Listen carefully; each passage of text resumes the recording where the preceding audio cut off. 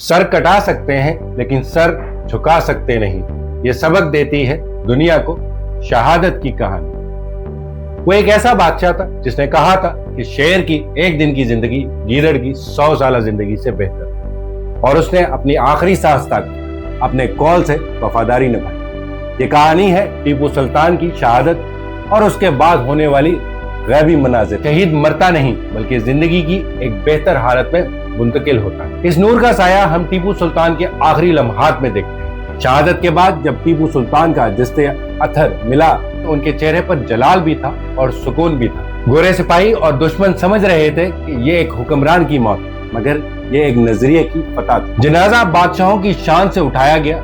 पालकी में अफसरान और बेटों के साथ किले में 49 तोपों की सलामी हुई। सुल्तान की जिंदगी के हर साल के नाम पर एक गोला। टीपू सुल्तान की मौत ने यह सिखाया कि जंजीरों में जिंदगी नहीं, इज्जत के साथ मौत है। शहीद जाता नहीं, वो कौम के दिलों में चिराग छोड़ जाता है, और वो चिराग आज भी जल रहा है। अगर आप समझते हैं कि हमारे हीरोज की ऐसी कहानियां हमें याद रखनी चाहिए तो इस वीडियो को आगे बढ़ाएं, क्योंकि तारीख सिर्फ पढ़ाई नहीं जाती, दिल में बसा ली जाती है। यही है असली कल्बे फैसल। जज़ाकल्लाह खैर।